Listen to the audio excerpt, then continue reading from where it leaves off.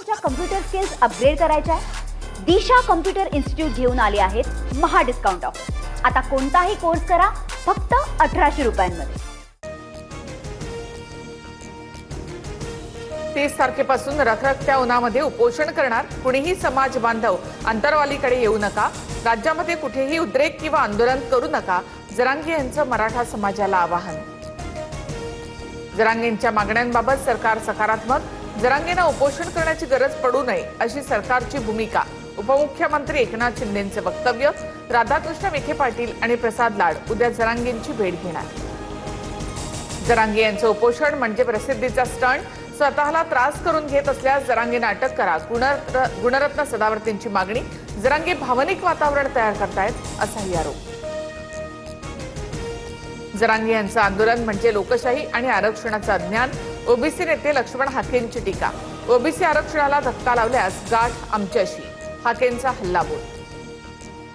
मुंबई पाठोपाठ पुणे, नाशिक, छत्रपती संभाजीनगर आणि नागपुरात सीएनजी दरवाढीचा फटका। नाशिकमध्ये 1 रुपया 35 पैसे, पुण्यामध्ये 2 रुपये 50 पैशांनी सीएनजी महाग, तर नागपूर आणि छत्रपती संभाजीनगरमध्ये सुद्धा सीएनजीच्या दरामध्ये 2 रुपयांची वाढ।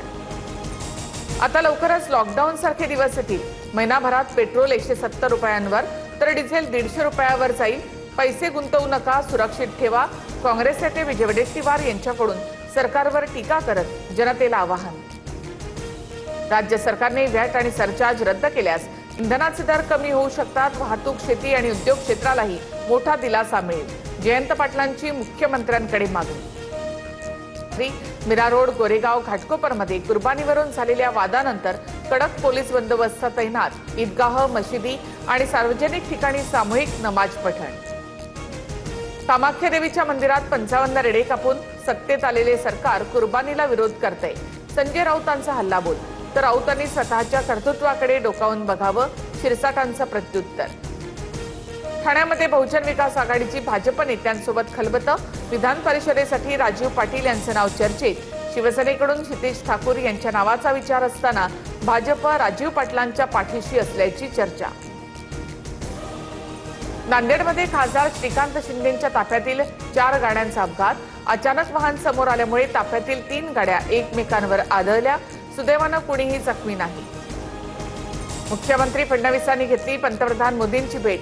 महाराष्ट्रामधील विविध प्रकल्प आणि अभियानांची माहिती दिली। फडणवीस, शिंदे, सुनेत्रा पवार सध्या दिल्लीमध्ये। भाजपमध्ये मोठा फेरबदल, 4 राज्यांचे प्रदेशाध्यक्ष बदलले। पंजाबमध्ये केवळ दिल्लीमध्ये हर्ष मल्होत्रा, त्रिपुरामध्ये अभिषेक देबरॉय, तर हरियाणामध्ये अर्चना गुप्ता यांची प्रदेशाध्यक्षपदी नियुक्ती। सिद्धरामय्या यांच्याकडनं कर्नाटकच्या मुख्यमंत्री पदाचा राजीनामा। डीके शिवकुमार कर्नाटकचे नवे मुख्यमंत्री होणार।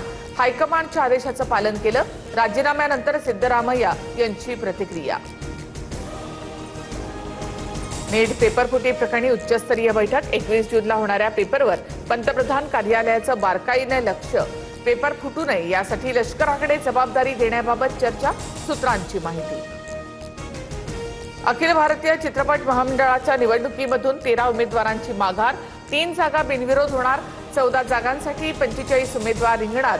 7 जूनला मतदान होणार आहे। 30 तासात उष्माघाताने 10 जणांचा मृत्यू झाल्याचा संशय। मृतकांमध्ये भिक्षेकरांसह 3 रेल्वे प्रवाशांचाही समावेश। मृत्यूच्या अहवालानंतर कारण स्पष्ट होईल। विदर्भात उष्णतेची लाट कायम। वाशिम, वर्धा, नागपूर, गोंदिया, चंद्रपूर, गडचिरोलीला रेड अलर्ट, तर अकोला, अमरावती, यवतमाळ, भंडाऱ्याला ऑरेंज अलर्ट जारी। चंद्रपूरमधील ब्रह्मपुरीमध्ये सर्वाधिक 46.6 अंश तापमान।